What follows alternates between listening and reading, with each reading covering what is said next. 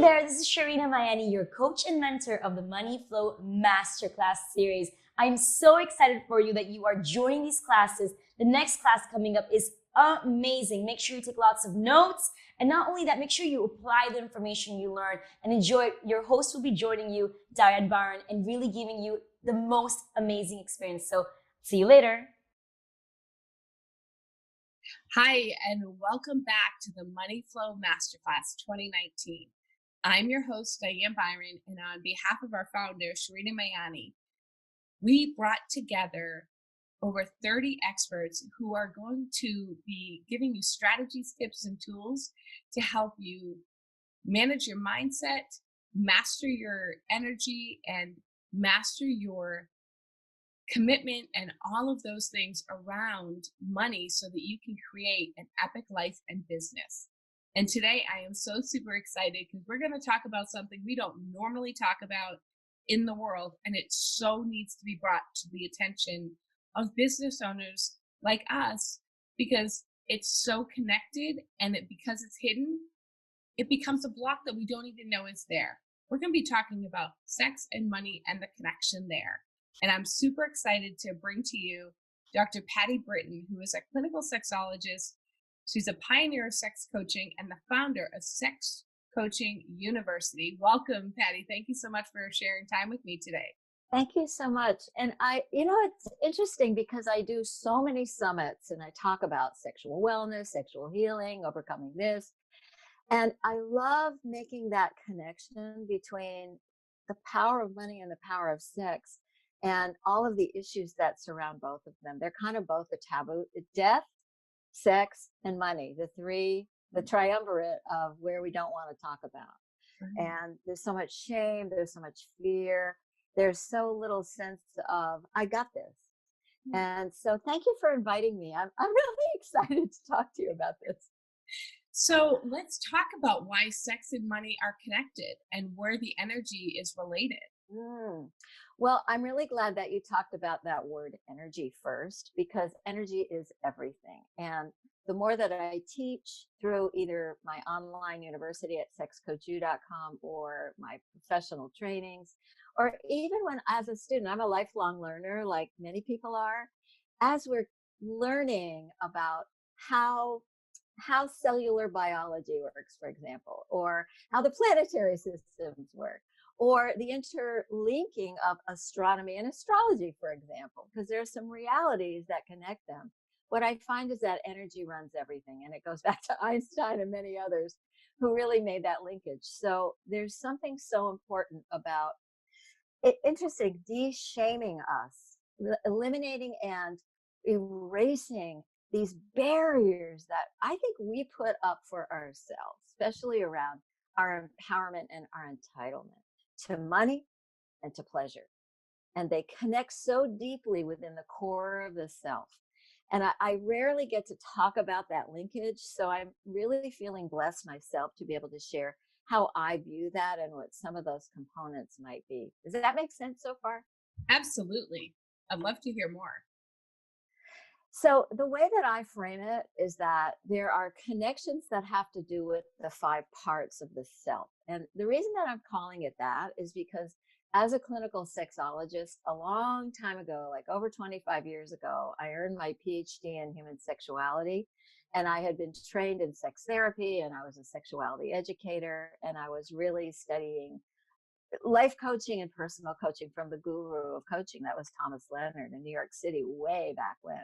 And as I fell in love with coaching as a way of empowering oneself, as a way of empowering and moving your business forward or your clients forward or your life forward, it hit me that how we heal around our sexuality has a lot to do with how we look at that, how we move through that, the kinds of help that we get. And in that process, I evolved my own methodology, my own model, which was the integration of sexology, the study of human sexual behavior, with how we help our clients using life coaching and that style, that approach, and some of the tenets and the philosophical underpinnings of coaching, which is so client-centered, which is really, it's funny, it's really about empowerment. and it's empowerment driven in every single word that's spoken, in all of the ways that we interact with our clients.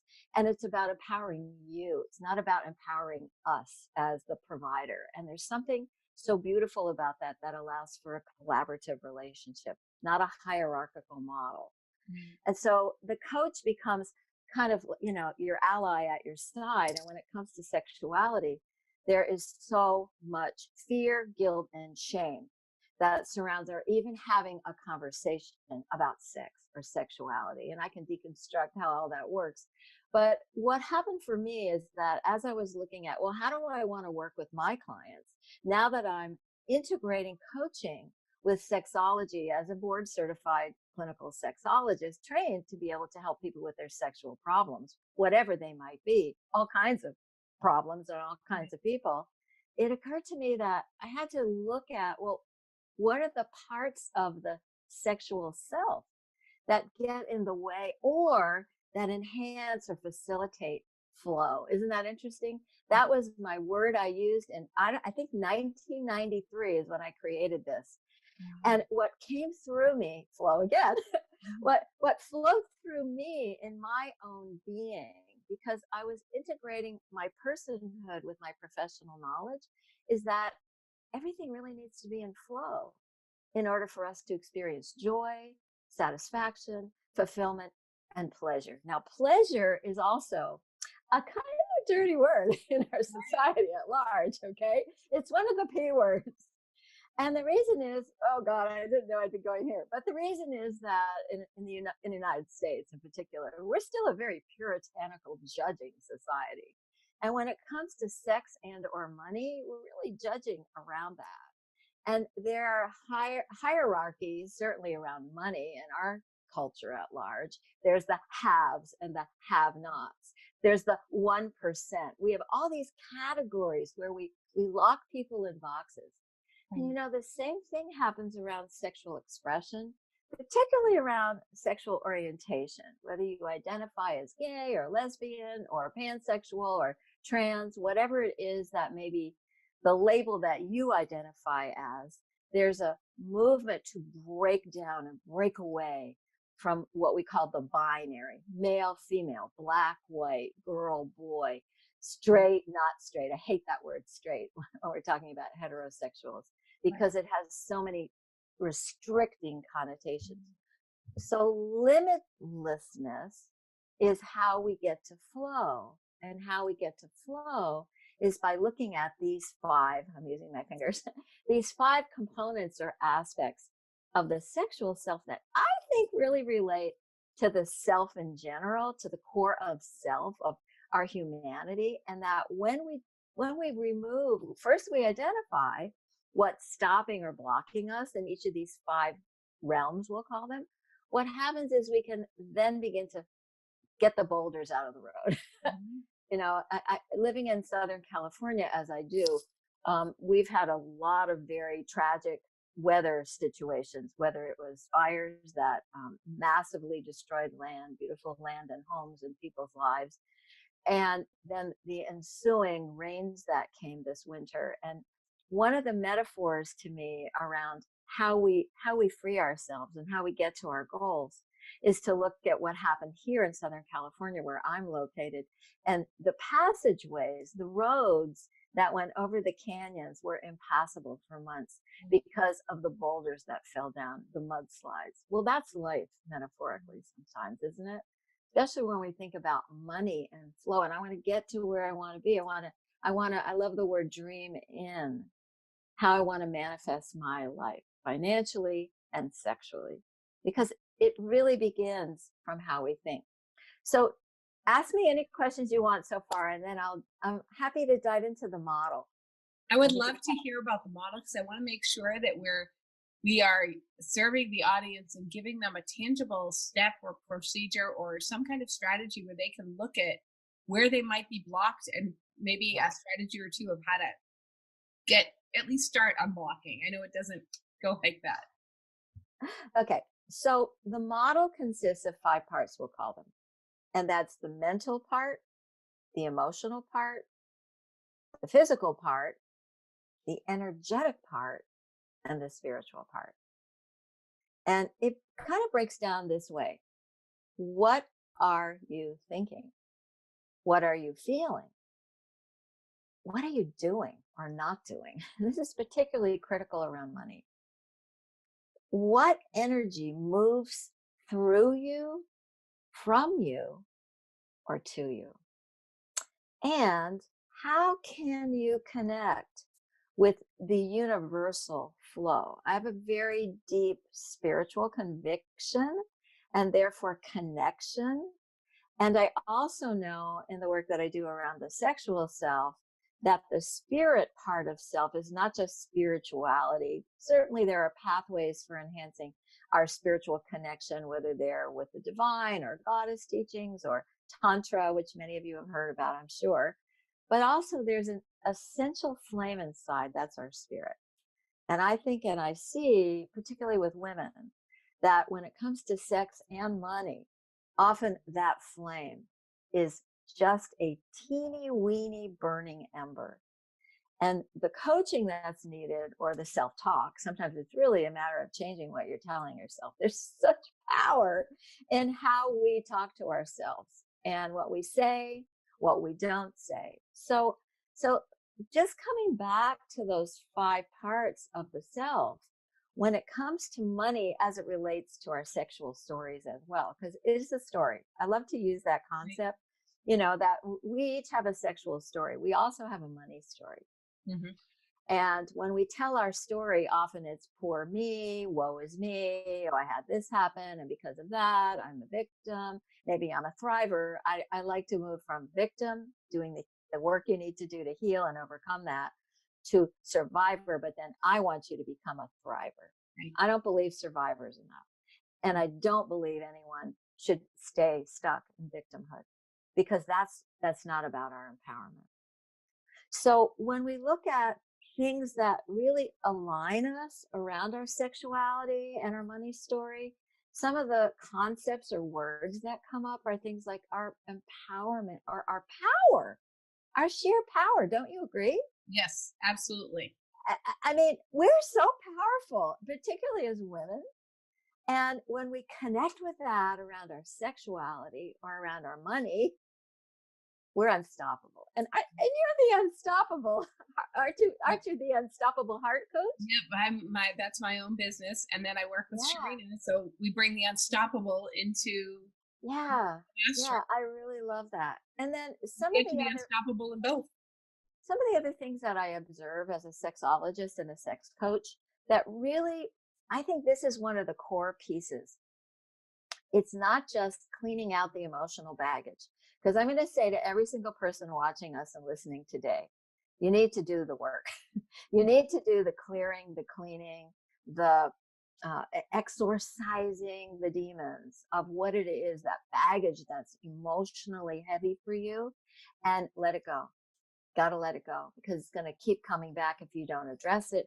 The only way out is through, is the model that Werner Erhard really created when he founded EST, which is now Landmark Forum.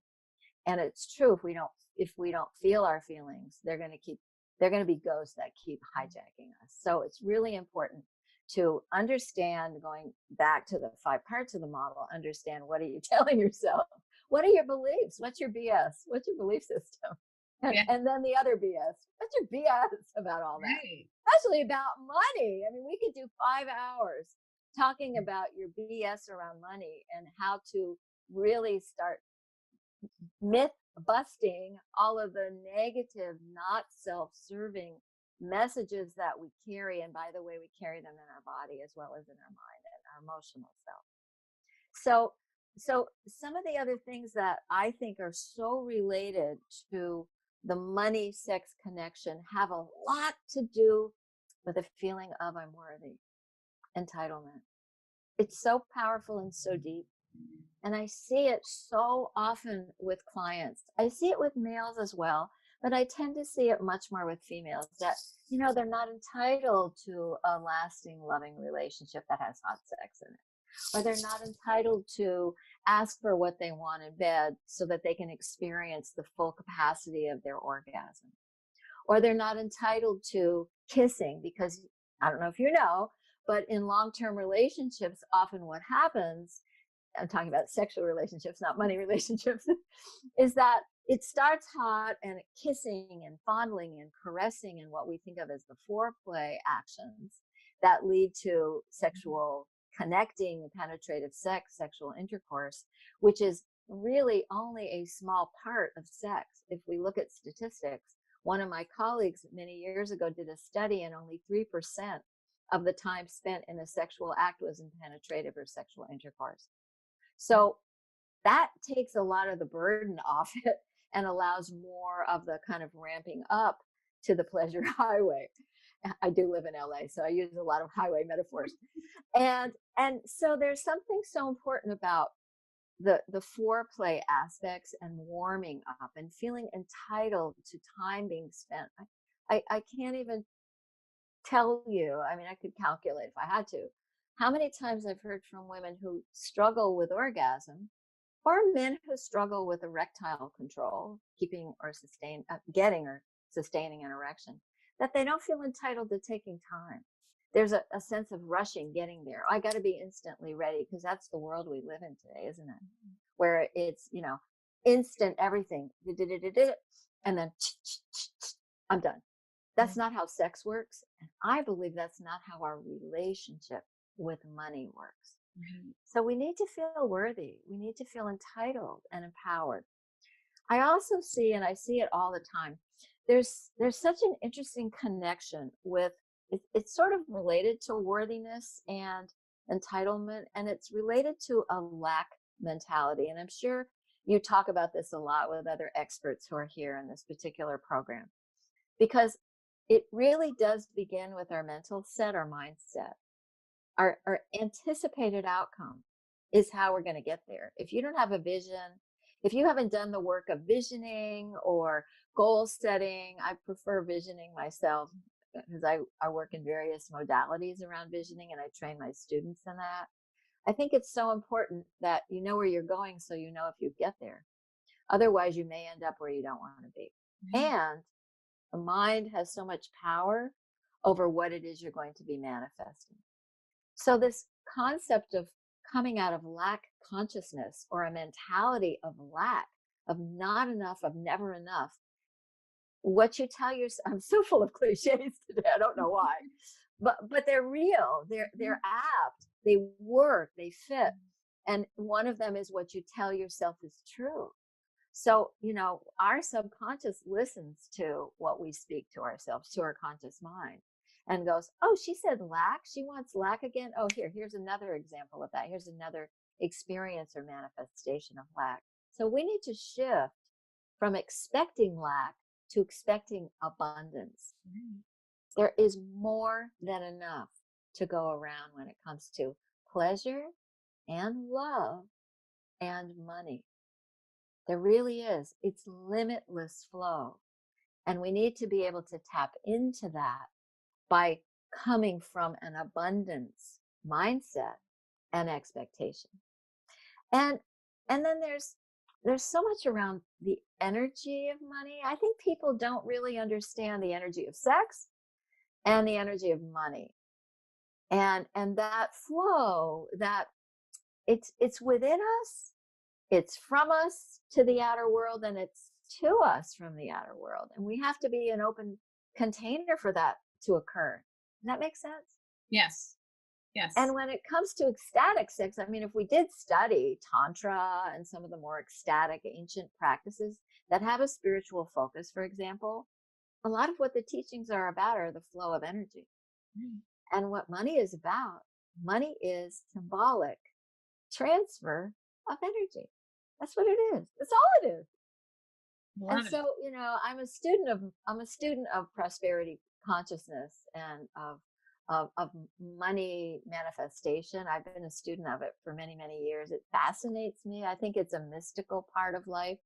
And I also think, because I'm a pioneer in this work around sexuality, which is such a taboo, there is so much of a connection between bringing this into the light, and the light just came on. Isn't that weird? I mean, I have the same lights I've had on the whole time, but as I'm talking about coming into the light, something crazy just happened. Okay. I So we're thought I all was seeing connected. things for a moment. It's perfect. No.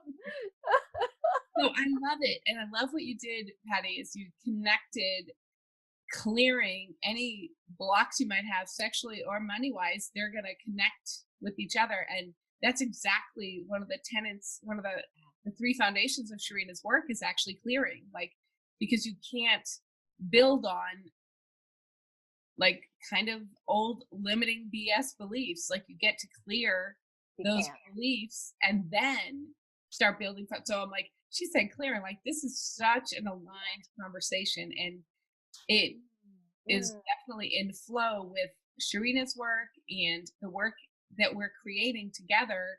Your work, my work, everyone's work is all about clearing out the BS literally and building a receptacle of both, for money and sex and all of those things of worthiness. So I love like you tied it up with a bow there. Thank you. Well, And there are some other aspects to this that I want to share, and it's about coming back now to mind, emotions, body. That's the physical realm. My model is we need to clear the mind, the emotions, the body, and I'm going to tell you the body image when it comes to sexuality. Maybe that has to do with our money image as well. How do I perceive myself? What do I tell myself? Oh, I'm poor. I can't afford that. Well, that's really a body image issue if you're looking at your money body. right. And then energy and spirit. And there's something so important about generosity of spirit. And I really want to speak to that for a second. Okay. Because when we give freely, we're really making a deposit in the bank of the universe. I always say that to my students and my colleagues and my friends when we're having a conversation around money and prosperity and financial wellness. And I say, I'm very generous. I'm making a donation, or I'm making an exception for this student because I really want that person to get this because they're going to be a pioneer in their own country in bringing sexual healing and sexual wellness. So I'm going to reduce their tuition because I'm the boss, and I'm going to go against what the policy might be in this case because I feel something and I want to be generous, and I'm doing it for the good of everyone. And so it's like, okay, so A to B, I'm not going to get it back from B, but I'm going to get it back from the bank. It comes back every time, and it comes back expanded. And so it's really about being an expansion, but it's also about coming out of a generosity of spirit. That's so important when it comes to being a good lover and a good money lover, because they're really kind of connected in that way. I once had business coaches, they used to say, think of money as your lover. Like, make love to your money. Have a money date every week. And I thought, that is so cool. And it's so in alignment. I like that word. It's so in alignment with who I am as a sexologist. Of course. How do we make love? How do we send that energy out in a loving way? And we can make love to our money as we make love to our human or whatever partner. There are people who make love to objects. We won't get into that. That's a whole subspecialty of my field. The other thing is I want to give some tricks for people to know about how to really anchor into prosperity consciousness or money wellness. And it has to do with this. I haven't made the connection with sexuality. I'm sure I could, but I haven't. So I've taken many, many, many classes over the years, and I've studied with some great masters, and I just find this fascinating. And so every single check that I write, and I do still write a few checks. Most of my work is online banking, like most of you, I'm sure. But when I write a check, under my signature, I write IBTC. I bless this check. Oh, wow. Because if I didn't have the money to write this check, I wouldn't be blessed by what came to me. Right. So that has changed energetically a lot of my own prosperity. You'll notice what I'm wearing. I'm wearing this beautiful green malachite necklace that I got at a consciousness workshop in Santa Fe, New Mexico. And it was really, it called me because it's a symbol of a heart, a precious stone, and all this malachite. This is a symbolic stone for prosperity, for money. And when we wear things that the green of money, in this country it's green, in many countries it's not. I travel the world teaching, so I know all the currencies where I go. Yeah. But there's something about this, and it draws, and also I'm going to go a little woo woo here for a minute. And I do this around sexuality as well. Sometimes rituals are really important. I have clients who are very wounded and trauma events from their past. I don't do psychotherapy, but often we work with the energetics of that wounding and that trauma by doing things like a clearing ritual. And we might go to a sacred space and release a balloon with little notes in it that are the wounds. And there they go. And then we call in healing. And I work with candles. So sometimes there are companies that actually have shamanically blessed candles, or they may have amulets in them, and they're made of materials that vibrate. So our stones that vibrate. I don't have one right in front of me. I suppose I could, because I have a lot of crystals. But that's who I am. Not everyone watching is going to be oriented toward crystals, but you might want to have a replica of $100 bill laminated. And that's risk taking, isn't it? To laminate a $100 bill is a statement of, I can bring this back into my wellness, my financial wellness, because I've laminated it. And I'm telling myself there's more than enough for me here. Isn't that cool? Love it. And also I had another note, our energetic stance around money. Like when we look at a menu, coming from lack, we're going to look first where? To the price. Right. And then to what it is we want to order. And so to allow ourselves, and this is true about sex as well, because there are people who are stingy around sex, stingy around love, stingy and not feeling like, oh, I can spend that much time, or I can be that generous to my lover. Maybe I don't get my orgasm this time, but maybe I offer my partner their orgasm this time because I want to be present for that person. That's my expansion. That's my extension. So there's something that we can keep making this swirl back and forth between sex, love, and money. And ultimately, it is all about energy. It really comes back to energy and feeling empowered and entitled. I don't know why I keep saying that, but that's what's landing for me today. Do you agree? It's perfect. I love it. I love it. And you've given us so many tips and strategies, and the connection between sex and money is like way even more clearer now for me. And I would love to finish. I know you have a free gift for our audience. I do. I wrote an ebook that was based on, and we're going to come back to where it came from. I wrote an ebook for her pleasure, and it's a little book. It's like 30 something pages. It's structured for a female bodied person to get to know her own response, her own anatomy, where her pleasure zones are, how to experience sexual bliss, and for her partner or partners, or alone, either way.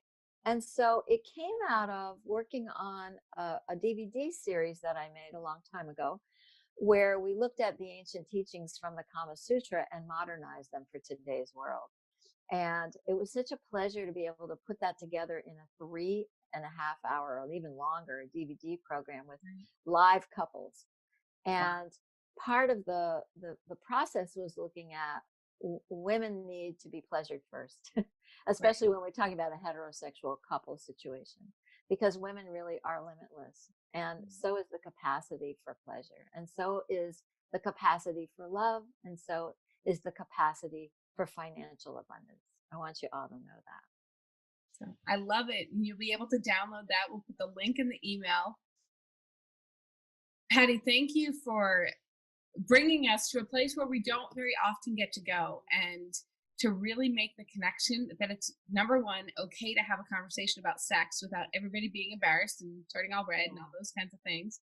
And to realize that the money, love, and sex connection is actually a real thing around energy. And you brought that to light in ways that we can actually connect the two and heal one, which will hopefully start healing the other. So thank you so much for everything you've brought to this conversation today.